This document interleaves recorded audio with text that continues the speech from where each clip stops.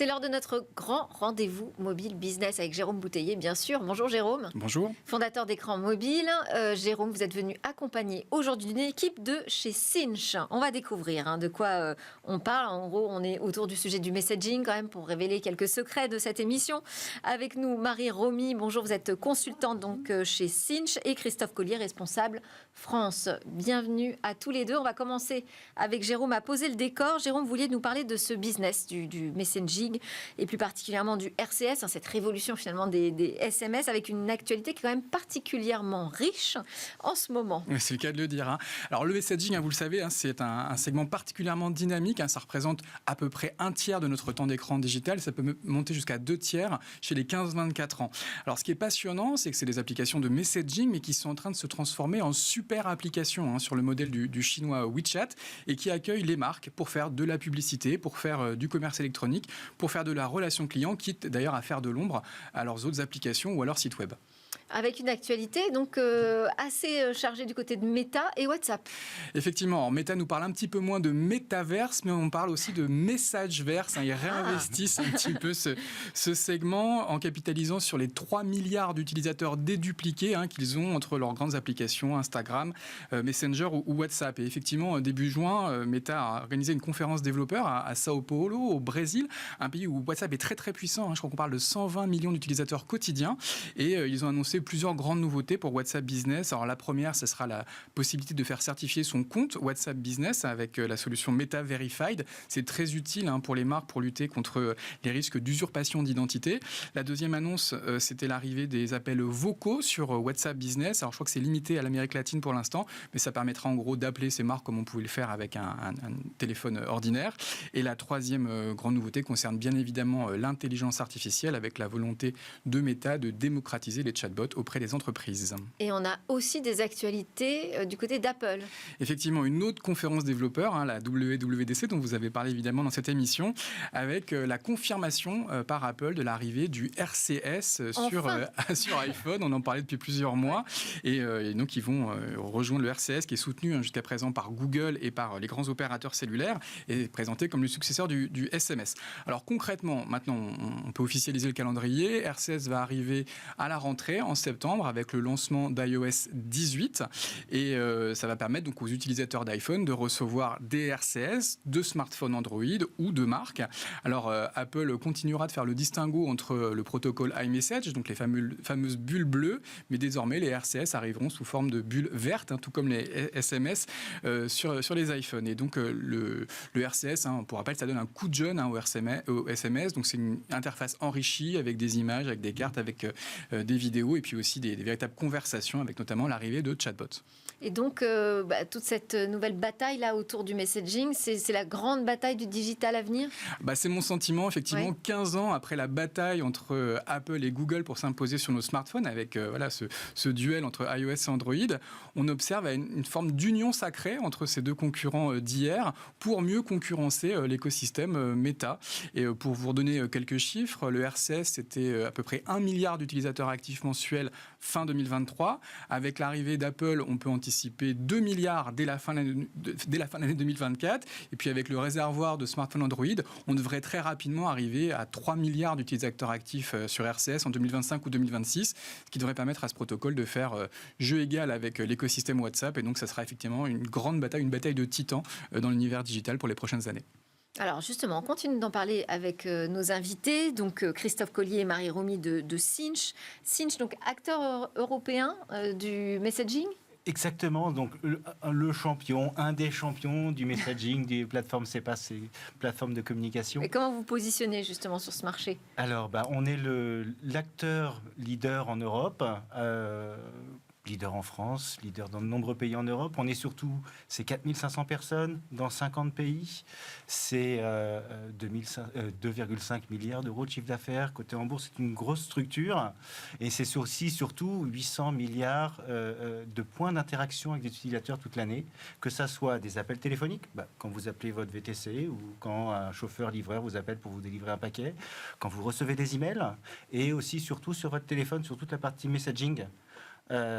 Notre objectif, c'est de permettre aux marques de se connecter aux utilisateurs là où ils sont. C'est-à-dire sur RCS, sur WhatsApp, sur MMS, sur WeChat, Kakao. Donc vous fournissez la techno qui connecte les utilisateurs du RCS, des apps de messaging avec les marques. Exactement. Notre travail, c'est de construire un niveau de connexion. Au-dessus de tout ça, on va proposer des API aux marques et aux intégrateurs, et puis après, certains outils pour simplifier cet accès aux API pour ceux qui le désirent. Et vous voyez donc le RCS, là, et cette nouvelle bataille dont nous parle Jérôme, comme un nouveau terrain de jeu aujourd'hui? C'est un nouveau terrain de jeu, c'est quelque chose qui monte énormément.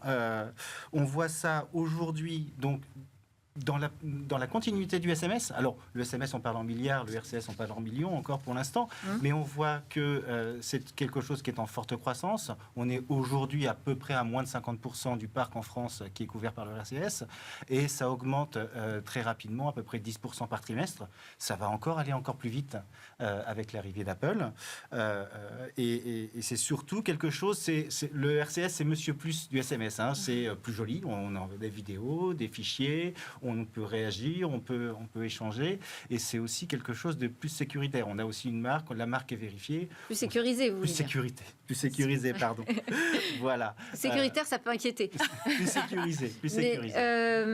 Et par rapport à WhatsApp, si on fait une comparaison entre RCS et WhatsApp, on peut de loin penser qu'on fait exactement les mêmes choses. On verra avec Marie qu'on ne fait pas exactement les mêmes choses sur les deux canaux, mais c'est surtout... Mais c'est le même potentiel. Il y a un potentiel énorme, et c'est surtout ce potentiel de la conversation qui arrive aujourd'hui sur les messageries. Pendant des années, on a poussé de l'information aux gens, on les écoutait pas trop, et là maintenant, on peut enfin les écouter.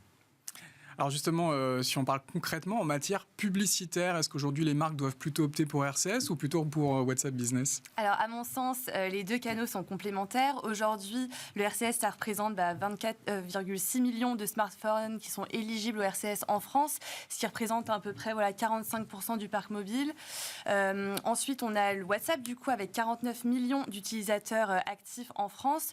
Donc, je dirais qu'en termes de couverture, c'est WhatsApp qui a l'avantage, mais c'est vrai que le RCS, finalement, s'inscrit dans la continuité, comme disait Christophe, du SMS, qui fait qu'aujourd'hui, on a déjà des larges bases d'opt-in adressables, ce qui fait qu'aujourd'hui, le RCS, à ce niveau-là, a l'avantage. Les chiffres sont aussi assez exceptionnels, on peut le dire, parce que 80% de taux de lecture, ce qui est x4 par rapport à l'emailing, 8% de taux de clic en moyenne, x3 par rapport au SMS. Et chez Sinch, je crois que nos records 2023 à Sinch France, c'est 18% de taux de clic sur la campagne Picard, 500 000 contacts adressés. Enfin, c'est des résultats qu'on n'a jamais vus auparavant. Donc le RCS, gros potentiel également pour tout ce qui est digitalisation des catalogues. On le sait, avec les dispositifs WePub, il y a un gros enjeu des marques là-dessus aujourd'hui. Donc comme on peut intégrer des PDF, la géolocalisation, c'est un format idéal. Et également le wallet, pour pousser notamment les cartes de fidélité des marques, c'est le format idéal.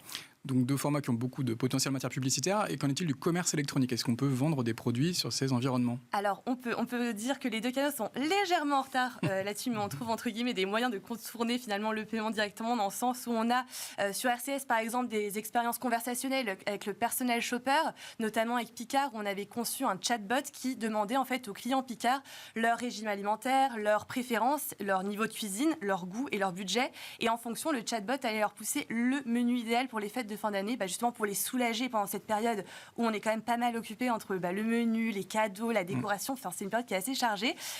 Donc ça, c'est sur le RCS, on peut faire ce type d'expérience conversationnelle.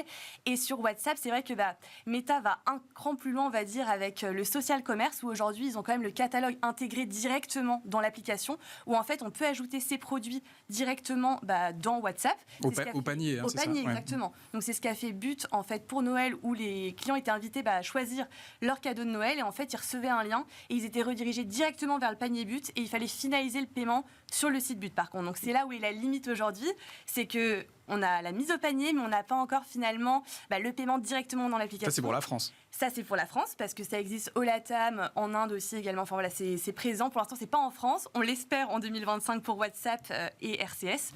On verra qui le lancera en premier finalement. Et dernier point, la relation client. Quel écosystème domine? La relation client, je dirais qu'aujourd'hui, c'est vrai que la tendance était plus sur WhatsApp. C'est vrai que c'était le canal qui était, on va dire, qui fonctionnait le mieux pour la conversation. Les clients peuvent converser avec leur marque préférée sur WhatsApp. WhatsApp, ce qui n'était pas aujourd'hui possible finalement sur RCS. Ce qui va arriver en fait en 2025, le RCS, les utilisateurs pourront initier des conversations avec leur marque préférée en 2025. Donc je pense que ça va potentiellement changer la donne sur la tendance qu'on a aujourd'hui, parce que WhatsApp le permettait, mais là avec cette arrivée sur RCS et le RCS disponible sur iOS 18, je pense qu'on va avoir des changements de tendance en 2025. Alors, et donc l'arrivée du RCS là, sur iPhone, est-ce que vous pensez que ça va bousculer le marché? C'est ce que j'entends entre les lignes. Hein. C'est exactement ça. On avait ce plafond de verre qui est, aujourd'hui, ça ne fonctionne que sur Android, à peu près 70% du marché en France. Donc on a ce plafond de verre et on savait qu'on n'y arriverait pas plus loin. Là, maintenant, avec l'annonce, on voit qu'on peut aller plus loin. On va donc être quasiment universel d'ici 1 an ou 2. On va donc être capable de remplacer le SMS dans les usages, et de la même manière qu'une marque envoie un SMS, elle va pouvoir envoyer un RCS. On peut justement, les marques peuvent travailler sur les deux environnements, comme dans le domaine applicatif finalement. Exactement. L'objectif, c'est toujours d'utiliser le canal qui vous semble le plus adapté à la communication que vous voulez faire. Quand vous voulez envoyer un code pour valider un achat en ligne, vous n'avez pas besoin non plus de mettre 36 000 messages, vous avez besoin de mettre le code. Un SMS, ça peut très bien marcher, un RCS simple ou même un WhatsApp. Voilà. Quand vous voulez préparer le repas de Noël, quand vous voulez aider quelqu'un à choisir le meilleur cadeau pour la fête des pères, et bien là, une conversation, ça a un intérêt. Et là, ces nouvelles messageries ont un intérêt. Oui. Donc, il faut s'adapter en fait aux usages, aux clients, à l'environnement applicatif. Ça va demander quand même beaucoup d'accompagnement, j'imagine, pour les marques. Hein. C'est pour ça qu'on est là, on va les accompagner, on leur fournit non seulement les API pour pouvoir connecter et envoyer, mais aussi les outils, les chatbots, et cette arrivée de tous ces modèles d'intelligence artificielle pour générer du contenu va aider grandement les marques à générer toutes ces conversations. Mais alors, est-ce que vous pensez quand même que si on se projette un petit peu dans le temps, à terme, ce messaging, en fait, ces super apps dans les messages pourrait remplacer justement tout le domaine des applications Alors, on dépense aujourd'hui énormément d'argent à faire des applications qui sont des simples catalogues, où il n'y a pas vraiment grand-chose d'intéressant à l'intérieur. On pourrait faire nettement mieux et beaucoup plus interactif dans de la messagerie. Donc oui, je pense... Et donc ça pourrait remplacer les apps. Voilà. Alors, toutes les apps, non. Est-ce que je vais remplacer l'app de ma banque par une conversation? Non. Est-ce que certaines actions de l'app de ma banque vont passer dans la conversation? C'est possible. Oui. Mais j'aurai toujours mon application bancaire ou mon application spécifique. Généralement, toutes les applications où j'aimais... Donc on ne va pas faire des économies. Il faudra toujours avoir un site web, une application et en plus une stratégie de app messaging, quoi. L'objectif de base, c'est toujours de s'adapter à la personne à qui on parle. Si vous habitez à Brest, je ne vais pas vous donner rendez-vous pour dîner à Strasbourg. Oui. Donc voilà. Donc si vous êtes tout le temps sur TikTok ou sur WeChat ou sur WhatsApp, je vais vous parler sur TikTok, sur WeChat ou sur WhatsApp. Voilà. Si vous êtes tout le temps sur une app, il va falloir que j'ai une app et que je puisse vous parler sur une app.